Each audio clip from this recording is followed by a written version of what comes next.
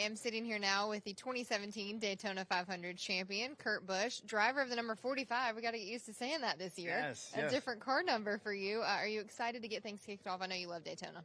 Yeah, with the 45, even Kyle Petty came by yesterday and said thank you. It's been a long time since I've seen Adam's number on track, and it was a cool bro moment, but a dad giving a hug, and I felt Kyle's passion for it. So it fuels us. We knew that, and a whole new group of guys at 2311, and just working everybody up, engineers, crew chiefs, and all the little things that go a long way. We're ready.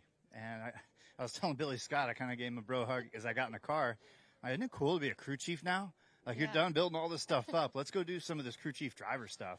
Yeah, we'll ask Billy a couple races in if it's still cool. Hopefully it still will be. Well, you mentioned the first year with you guys at 2311. It's a two-car operation now, and you're bringing that veteran touch and hoping to help out that team a little bit. But what are you personally hoping to achieve this season? We have high expectations. I've been with some great teams over the years, and call it an A-, making the playoffs, winning races here and there. But this group has a high expectation. And that the drive from myself, Bubba, Denny is a driver owner, and then we're racing for a guy that's nicknamed the GOAT with MJ, and he'll be here this weekend. Yeah, we can't win it all and do it all here in one weekend. We've got to do it all year long leading into the playoffs. Yeah, controversial topic for me, but MJ is the GOAT in basketball. He's the GOAT in all of sports, really, in my opinion. But I know it's been pretty cool just seeing how that team is developing. You guys are having a ton of partnership announcements, and there's really been a whole lot of buzz around 2311 the last two seasons. But what has the offseason been like, just getting ready to be with a new team? Yeah, our president, Steve Laletta, has done an incredible job with Monster Energy is our primary, almost 30 races, and it's been an incredible partnership to be with them for almost 12 years now. My brand is their brand. We're always having fun. Toyota asked me to come in as a veteran to help lead this program. And then with Steve lining up, McDonald's is on our car for races, Money Lion. We've got another group that we can't quite announce yet. And then I'm hopeful Jumpman will be on the car for a few.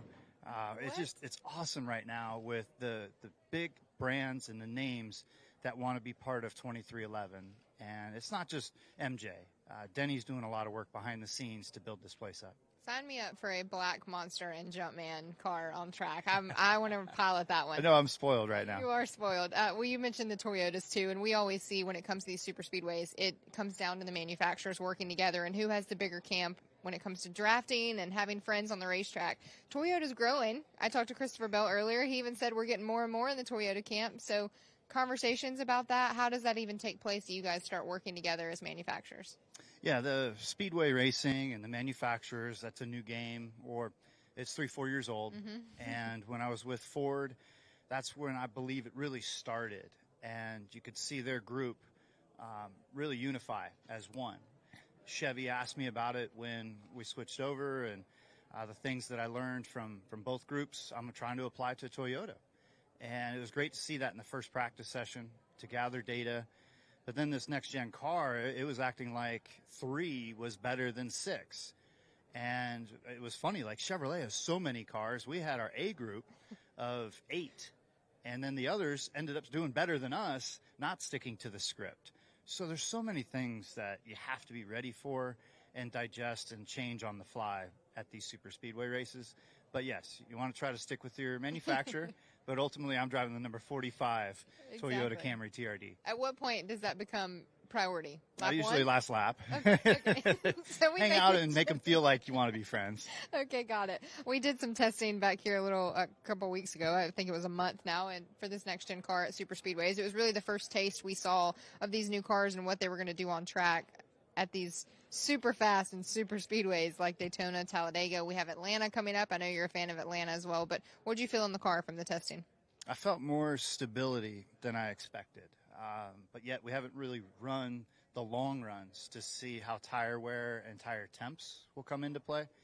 And then, just like yesterday, if you're the 6th car in line, your handling is very dramatic on how it changes versus being the lead car. So that's you might want to think in your mind to radio in about handling conditions. But as soon as you get better track position, it's everything starts to calm down. Well, what that means is everybody's going to be rushing to the front to be in a calmer situation and also not wear out their tires as much. So it looks like a funnel to me, right towards the front. Yeah, well, he does know what he's doing when it comes to Daytona, especially the Daytona 500. Where's the trophy? Where's the 2017 trophy? Well, my name's on that big one over there in the bottom left. Mine is at the house in the front foyer. Okay, next right to when the you office. walk in the door. But so we need another one. We need one for 2311. That's the big thing. Yeah, Kurt Busch going after the first Daytona 500 trophy for 2311 and the second of his career. Catch him out in the 45 on Sunday.